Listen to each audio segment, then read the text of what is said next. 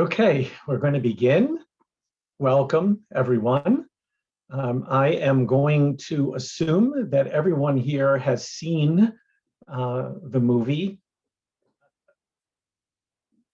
The reason being that I will, in my comments, obviously shortcut and reference aspects of the movie. If not, you'll get what you can, both by my initial remarks and sharing of many of you, hopefully, here this evening. And you can go back and watch the movie. H. Alan Scott actually quips in the trailer that came out ahead of the movie. I was raised Mormon, poor in the Midwest, turned out kind of gay, got a little cancer, then converted to Judaism. Try putting all of that in a Tinder profile. H. Alan Scott's style of humor feels like a perfect fit for his intersecting identities. He even seems to acknowledge that his biography reads like the setup of an old non-politically correct Catskills joke. Right? A gay ex-Mormon from Missouri walks into a temple, ... But there is clearly an earnest seeker's impulse underneath all of the witticisms throughout the movie, which actually jives perfectly with the film's conception of Judaism as a lifelong journey. Now, Scott, to his credit, seems to appreciate the film's motivating question. How does his late arrival to Judaism impact his understanding of what it is to be a good Jew?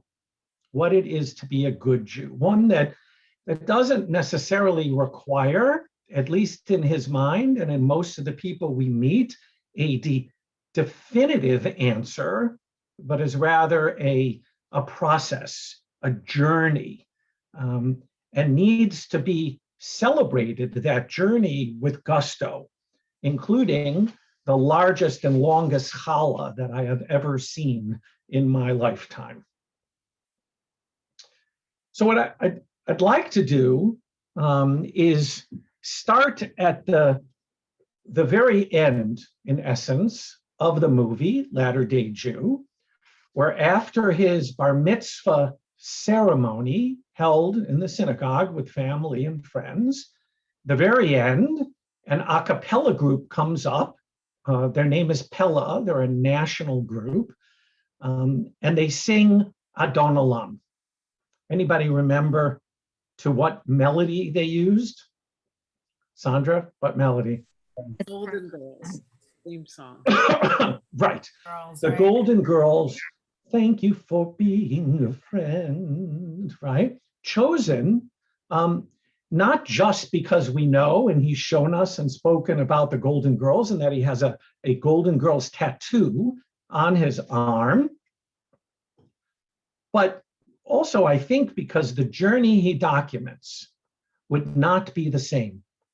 In essence, the movie is all about thank you for being a friend, about all the friends that he meets along the way, whether the adopted family and friends during chemo that help him in his cancer journey, those Jewish various influences he meets in California, the Mormon family in New York City, and in his trip to Israel. It was actually 2 trips, but they show it as one. Thank you for being a friend. Perhaps that's why in the film he is so upset when he travels to meet the parents of the friend who died, who started and was with him during chemo, and he says, it sucks not to be gotten. It sucks not to be gotten. we could reserve a time if we wanted to, but more for a Shlemut program to talk about survivor's guilt that he clearly has. Why did he die, and why did I live? And I think, we see that it gives him purpose and drive and to find meaning in his life, and perhaps makes him all the more upset that the parents of the friend who died could not understand that he was really honoring his friend's life and all of his other friends throughout his journey.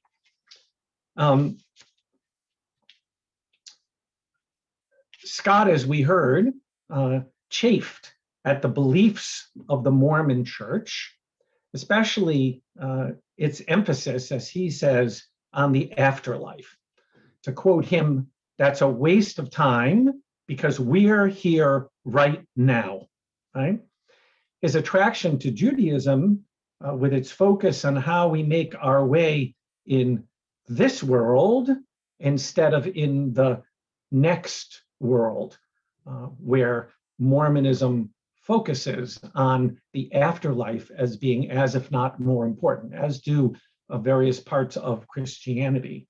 Scott's actual baptism at the age of 12 was hardly for him a religious experience. In some of the bits that you might see of his comedic take on that event, which was not covered in the movie, he talks about being decked out in a white robe that was far too tight for his, in his words, chubby adolescent physique, how he was lowered into the hot tub by a hunky young missionary.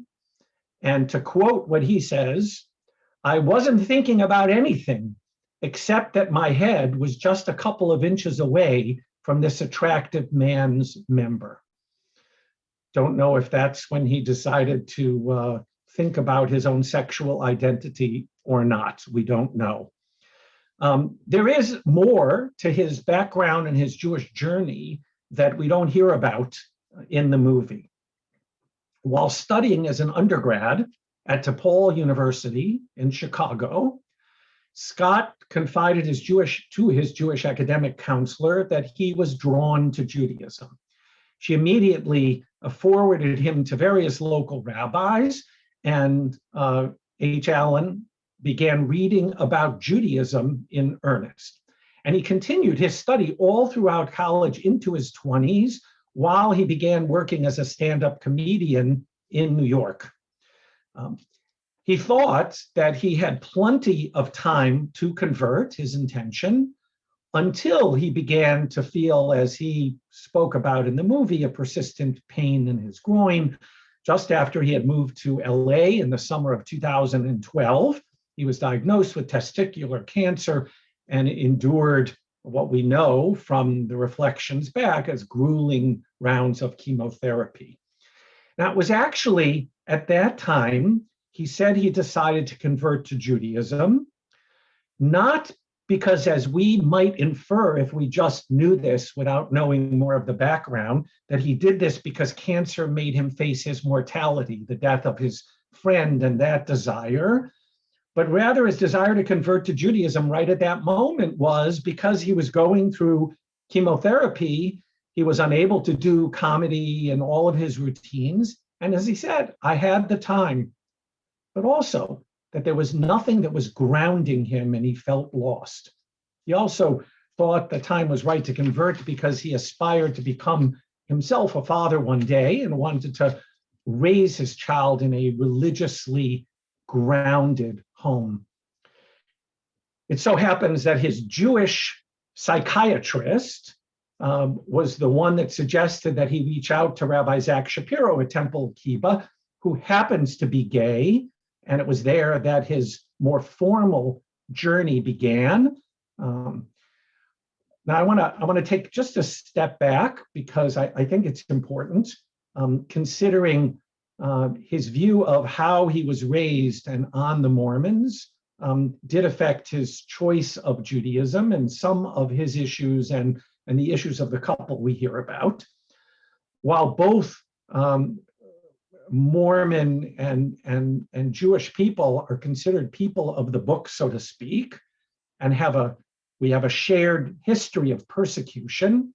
The Jewish community and the Mormons have had some rough chapters when it comes to interfaith relations. And foremost amongst them, I'm sure many of you know, was the Mormons' on-again, off-again practice of baptizing, because of the importance of the next world, baptizing dead Jews, including Holocaust survivors, even Anne Frank, which was probably one of their most controversial acts.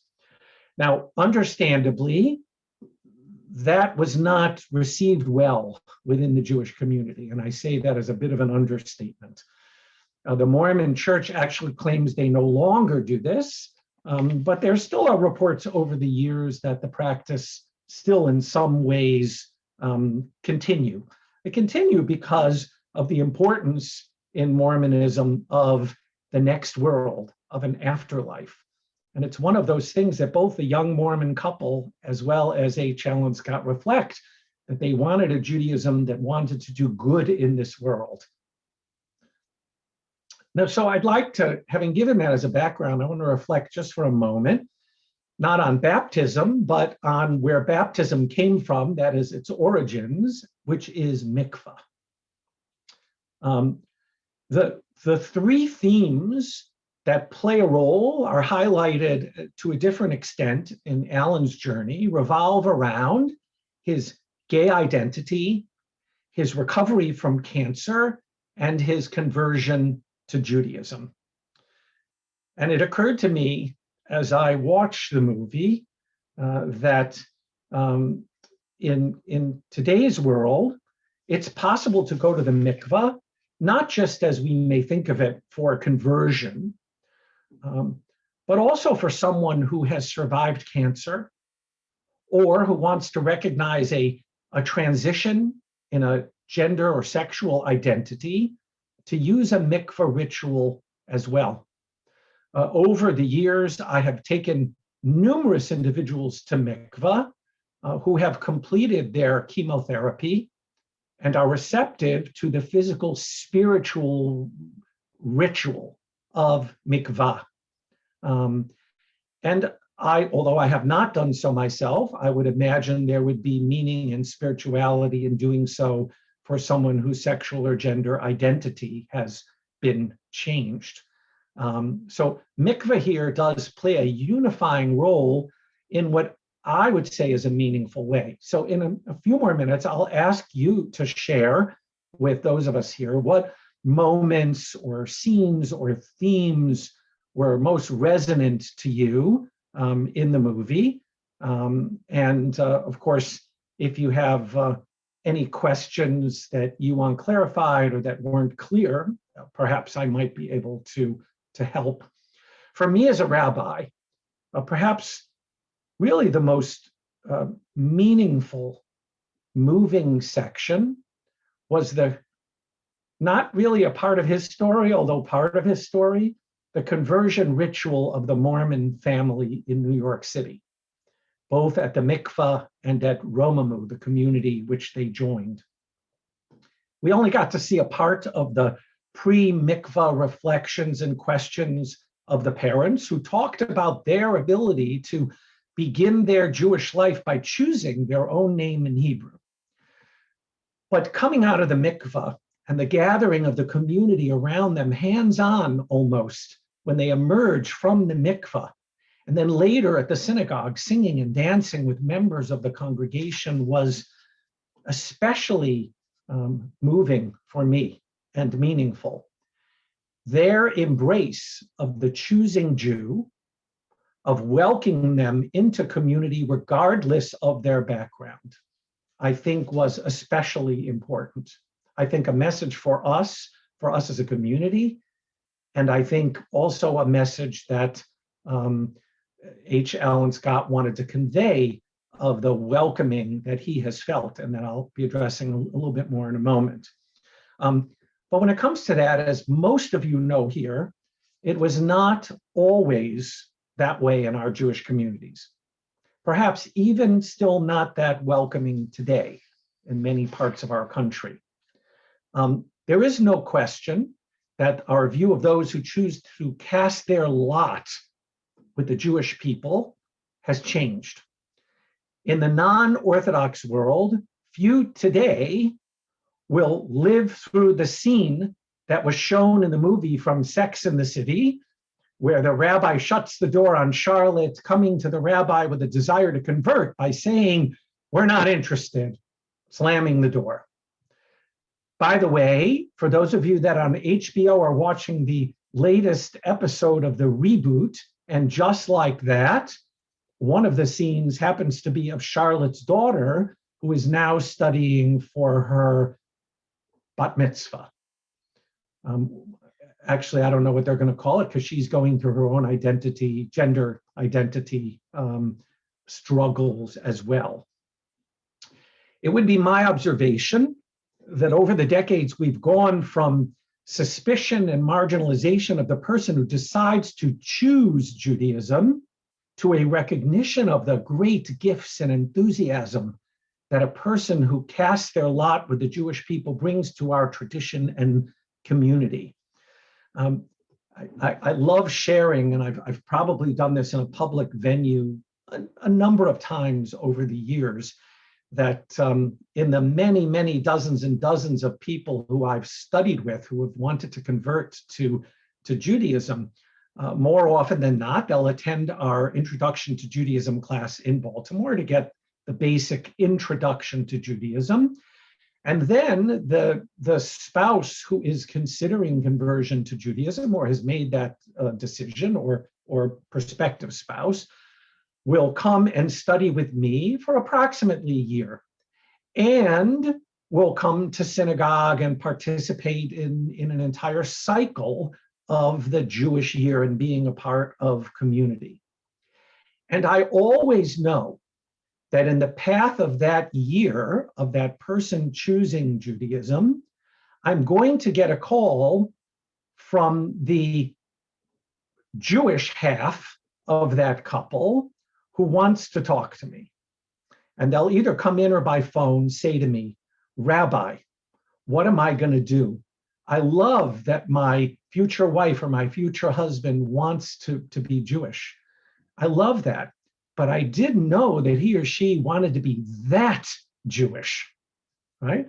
Because the person that's going through this process of conversion actually does believe that they want to find a meaningful way to live their lives. And that may not always be on the same level of their potential future spouse. Now, I also want to reflect just for a bit on the importance of and the challenge of family support for the person who is converting. You know, as a Jewish community, we rarely think about the feelings of the other side, the parents, the siblings of the person who is converting to Judaism. Certainly we know how upset we would be if this was our child choosing to convert to another religion in which we had raised them, or which is important to us. And so how important it was, we saw in the movie, to have the support of Alan, to have the support of his family, and even their willingness to learn about Judaism, right? To ask them to come and to be a part of his bar mitzvah ceremony and celebration was truly important to him. The Schenermans have put in the chat, it was mentioned that tradition says a convert should be pushed away 3 times. Is that a custom today? Certainly it is a custom, maybe in the more traditional Orthodox community. It is not a custom today. Amongst my colleagues, certainly I have to say, well, I've had a couple experiences where that hasn't turned out too well in my attempting to do that. So I would rather invoke that spirit by just doing what you're supposed to do, even when the person goes to their conversion at the mikvah, which is to say, Why do you want to cast your lot with the Jewish people? Take a look at what's going around in the world, anti-Semitism, all those things that are going on. Are you sure this is what you want to do? But our tradition of not proselytizing and being against proselytizing is a whole nother subject, because a lot of it has to do with being unable to do so because of being under the thumb or rule of the Catholic Church, of the church. And if we did throw over the centuries, we would be in trouble when we're under the thumb of other religions, be they Christianity or Islam, and would be in favor of conversion. So it was traditional, and it does say that you're supposed to turn them away 3 times. But I know very few rabbis who actually do so. So thank you for that question.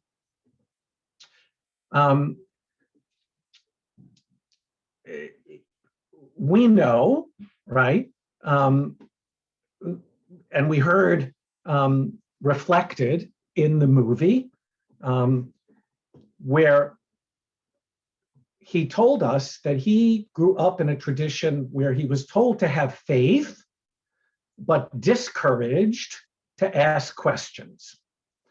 And that's a little bit reflective of the kinds of questions that you sort of hear in that hazy background as he's thinking about becoming a bar mitzvah, even though he's already converted.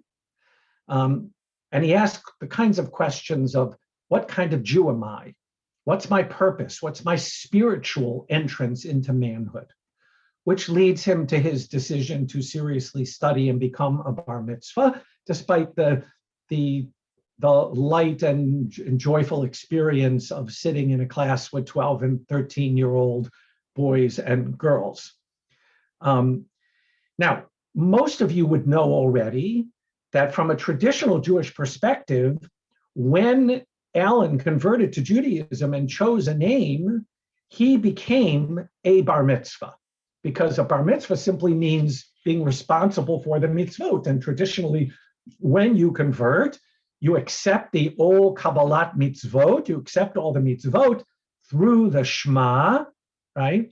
So he didn't really need to also study to become a bar mitzvah, although this process of finding his place within the Jewish people brings him to Israel, and his ability to connect not only by meeting Jews who have non-normative paths and identities, but also spiritually by the moving moments of him working with this man in the old city, tying the tzitzit himself, and then opening up the Torah and covering his head with the talit and reciting the Shema.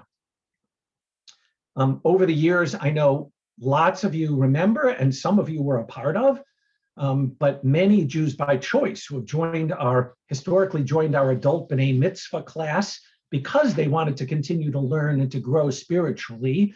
And most of them have become among the most engaged of our members.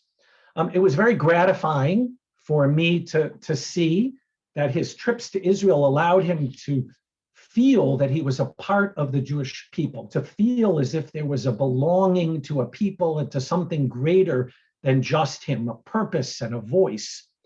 And it was especially important and interesting, another side story in the movie, to hear the voice of Yiska in her TEDx Jerusalem describing her gensition with the story of her Kotel experience. Quite remarkable. A rabbi that's in charge of outreach and education in the old city for Chabad, ultimately after her family is grown. The reality, of course, of the conversion experience in Israel is much more complicated. And I could speak for a little while about it, but it's probably meant for another time unless there are particular comments. So many times, as I sort of come to a conclusion here, many times we heard throughout the movie, both by Alan and with the young teens in the B'nai Mitzvah class, the idea that we need to be the best Jew possible. For the kids, they described this as having a moral compass or being a nice person. But for Alan, the bottom line of the whole movie really was an ultimate fulfillment over decades of his belief that he was born with a Jewish neshama. And his quest that we would assume will continue throughout his life, and our quest is to fan the flames of that Pintel Yid, that Jewish neshama, of which we were just the viewers of a part of his life when we saw this movie. So with that, I'm happy to take comments, questions. We see, please don't forget to complete the survey about the movie. Okay, anyone want to comment? Speak up. Okay, I will. Okay. I had a problem with the scene where I understood that he wanted to honor his friend, and I get that. But I was very troubled by his publicly in a movie almost shaming the mother of the friend for not allowing him to visit and putting it in his movie. I mean, everybody grieves differently, and I just think that he needed to have respect for that, and that just really bothered me, and it felt very out of place. I don't know if anybody else had that same reaction, or your thoughts on this, Rabbi? Well, let me see what others have to say.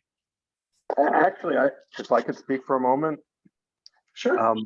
I actually felt that was the most touching part of the whole movie, the most interesting part of the movie. The rest of it was very enjoyable and fun. And that was the only time where he seemed like that he actually displayed his emotions. And I really got that, that he really wanted to share it with her so much, and that probably he made efforts to show her the movie so that he could actually reveal to her how badly he felt and how important it was. Because he took the trip there, and it was only moments before he went that it seemed that she turned him down. I think he really, really tried, and he really wanted to let her know how much it meant to him. Yeah, I agree with that too. And I also thought that, because it was a little, Amy, I can see your point too. I didn't really think of it that way, but I thought it was more his, he really wanted to honor his friend. Other things I didn't care for in the movie, and Rabbi, you filled in a lot of the pieces that we didn't pick up on, and he didn't talk about. He really, a lot of it was shtick, and okay, he's a comedian, I get that, but really talk more about your journey to Judaism, and he really didn't touch on that all that much. And the other touching moment that I thought was that hit home or whatever was, his conversation a bit with his mother. And I'm guessing that the father wasn't as supportive, even though the father, I think, was there for the bar mitzvah. But I wonder if the father was really supportive in this too. And so he doesn't touch on any of that though. Anyway, my thoughts. Right, which is why I tried to do some research, but go ahead. Who just wanted to? Mona, go ahead. Chris and I were very, when we were watching the bar mitzvah, you could see just the stance of the father and the son, and I don't know if it was a sister. They were not happy. They didn't have smiles. They were like almost like they didn't even want to be there is the take that we have. And I felt like it was only the mother really was accepting of this. So I just want to interject just for one moment about that. And then Sondra, I think that was you that just wanted to say something. I can tell you that having had many occasions where the non-Jewish parents choose to come, even to a ceremony of someone who converted and was becoming a bar mitzvah, the fact that they're there is a huge step. And that you can't, I wouldn't necessarily read into anything. It's an uncomfortable situation. If some of us if you've never been to a Catholic church and all of a sudden you go to a Catholic church and you see all these strange rituals, you're not necessarily going to be smiling. It's not your environment. Clearly he didn't, and so I don't know what the answer is because I haven't found anything where there's been any reflection about how his family was. Clearly his mother as was reflected, was very supportive. And there is a whole separate theme there, Susan, that you brought up about that talk and how the mother felt and how grateful she was, and yet the angst that she felt in not being there for her son. But I don't know that I would read that much into it, because I know I've seen many parents that are very proud, but it's not easy for them, as I said. Not easy when someone, you raise someone and they had a certain religion and they live out in the netherworld, probably without a lot of connection to Jewish people, and all of a sudden they're thrust into a synagogue with completely different rituals, even though they knew. Sondra? You said it. I'm sorry. No, it's fine. You said it better than I possibly could have said it. Yeah, so it could be, Mona, it's possible. Anybody? The other Sondra. Okay, David. Oh, the other Sondra, and then David Rothenberg. Yes. I thought the beginning of the movie, or the first 20 minutes or so, was making a mockery of conversion, and that disturbed me. But as I got further into it, that sort of faded away. And I thought his bar mitzvah speech was very moving. Right. And you could feel it. Right. And I would just reiterate what I said before. I don't think that I, as a rabbi in my entire career or life, have witnessed a conversion as meaningful as the one that was shown on screen.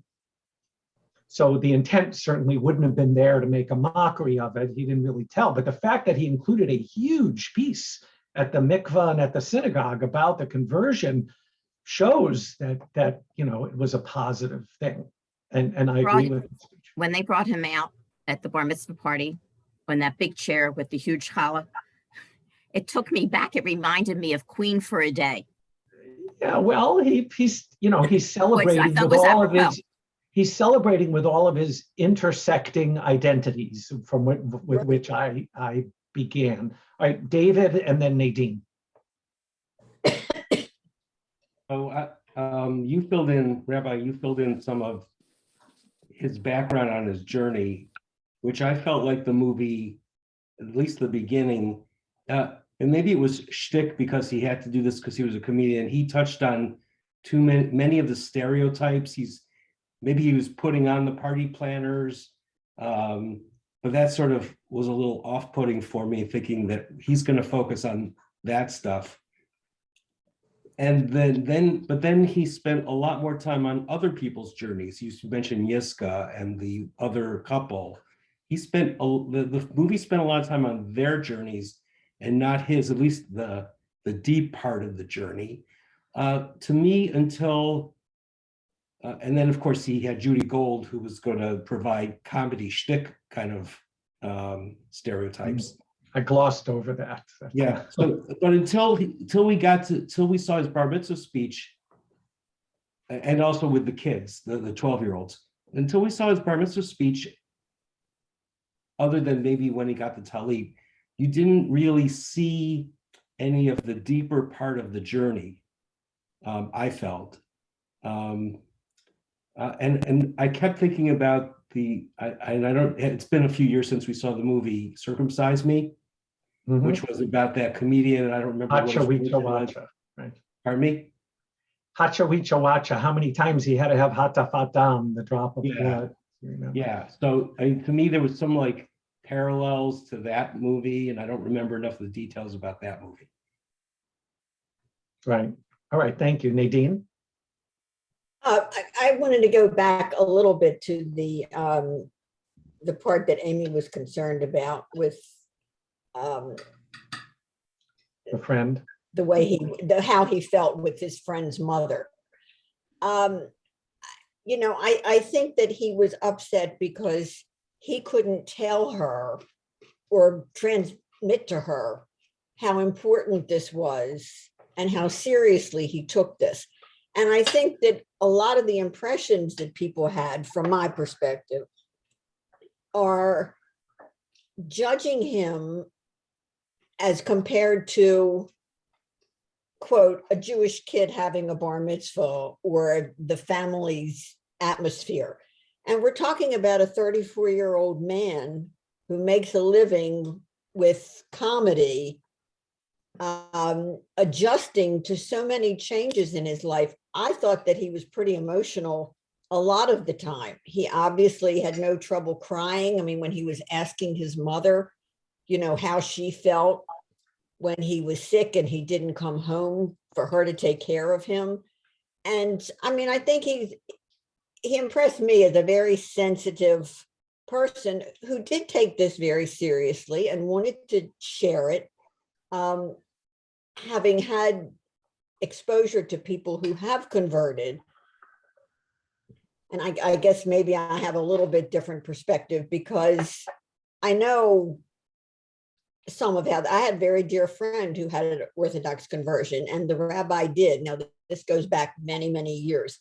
And I know our rabbi, who was my teacher in Hebrew school for several years, said, I remember him talking about for people to convert, and he was all for it.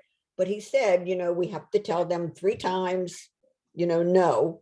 And this friend of mine did that. She was converted. It wasn't in Baltimore, but she had an Orthodox conversion then, and the rabbi gave her a fit, but she did do it, and she felt like she had come through everything. So I think there are a lot of times when you have to be able to step back a little bit and put yourself in as much as you can in somebody else's position and be able to look at it from a slightly different angle than where we are coming from.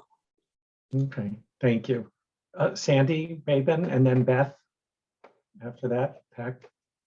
Wanted to say that the only thing that bothered me a lot was that he had the opportunity to explain to his family and those younger children what a bar mitzvah was, and he made it sound like a party. Although his speech was excellent, he kind of redeemed himself, but I didn't think that he had an opportunity to educate them, and I didn't think he did a very good job. Right, thank you. And as has been reflected before, we don't know the whole story. Just like I filled in for you a lot of the details that you don't know. We don't know that he hadn't been going back since he was reading and studying and interested in Judaism since his college days. I didn't know anything about that. It was a big surprise because this is all focused on the bar mitzvah.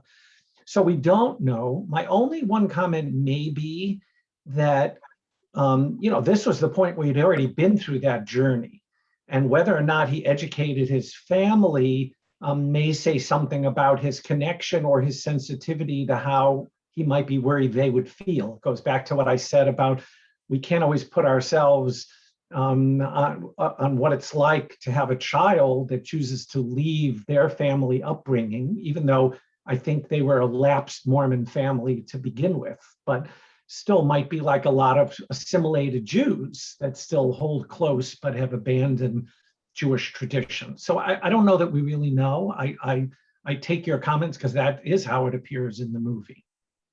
Yeah, well, the kids, what is the bar mitzvah? So it seemed to me like they didn't know that he hadn't prepared them. They asked what it was, and when right, but I think he just presented it as the celebration. That would be my guess. Yeah, it just sounded too much like a big party. Well, for him, it was a big party. He could have included a little party. bit more of the. But the difference is it was a big party where he spent as an adult decades of his life, probably 10 to 15 years of searching and studying and exploring. So I'll call on Beth, who was probably one of the first ones in the community when we first met about, we must have done this class for the Adult Institute about 25 years ago or so about conversion and interfaith and becoming a Jew and all these kinds of issues, right, Beth? Yeah. And I had the opportunity the last few years actually to teach a session on the social emotional implications of conversion for the current Intro to Judaism groups. I did that for like the last 2 years. I just gave that up recently. And So I had a lot of different thoughts about the documentary, watching it based on my experiences with couples and individuals over the years. And it's very hard to do justice to the process and to everything that's going on in a person's life for them to get to this point. And it's typically a very long process, almost a lifelong process. A couple of things did touch me related to his family. They just seemed so uncomfortable. I mean, they really did. So I share with, other, like, I don't think he did a really good job of preparing them, or maybe they were resistant to it. Like we don't know. I think what really touched me was the conversation he had with his mother, and her sharing her fear. Well, first of all, the dynamics of him being sick and her not being able to be with him, that was huge. And then this overlay to, she was so worried about him that he would not be met with acceptance for who he was within Judaism, I thought was really quite powerful. How would she was just learning, and and it really, that is such a loss for parents, and such a fear that a lot of parents who have for their adult children who might be converting. So I thought actually that was probably the most poignant scene for me, the whole, when he came through. And the only other piece I thought I wanted to share, because we were spending some time talking about the friend who died and him wanting to share with the parent. And I can understand where he was coming from, but I also thought he was bringing a film crew. Like and she knew he was bringing a film crew, right? If this was important to him, he could have done that privately and not made it part of the documentary. He might have been received differently if he tried it that way. I could really sympathize that woman just didn't want to be public, given what she had gone through. So those are my 2 cents. Wouldn't it have been great if, like many of the film festivals around the country in person, we could have asked him these questions, right, and given him the feedback? Sondra, I don't know which one of you, the 2 of you.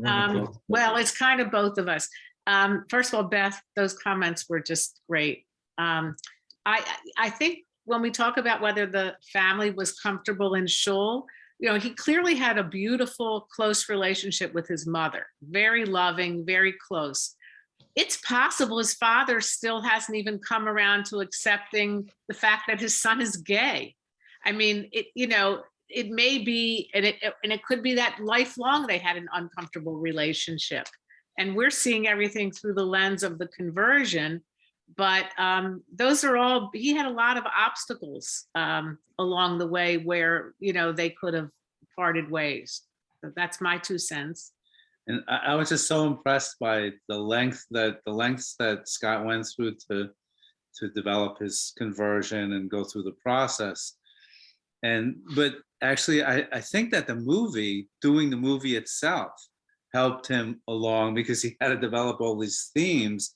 And I think it helped coalesce it in his mind and solidify it and push it in that direction.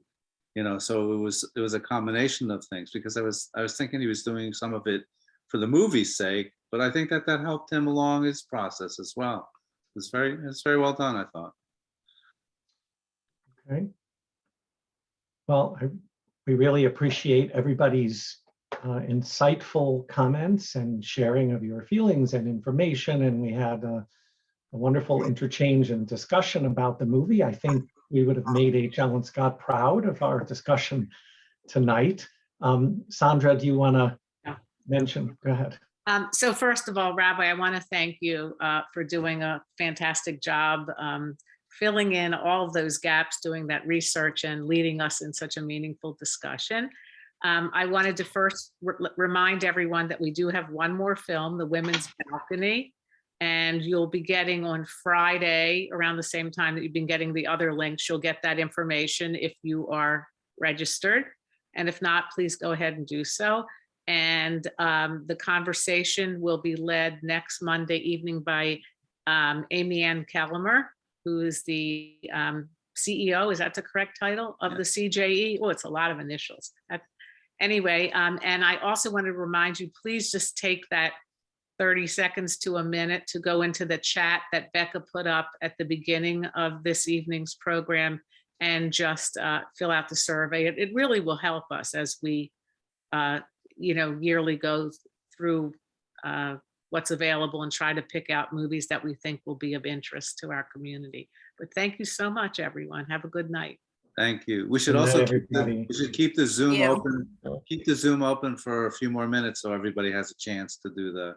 I was also going to say, if you didn't want to do the survey right now, although as Sondra said, it does only take 30 seconds. It's also in the email with the link to the movie. You can also get the survey there if you want to come back to it But later tomorrow. chances are you won't come back to it. So So take the 30 seconds now. off your to-do list, yes. To go back to that. Sondra, thank you. You did a great job with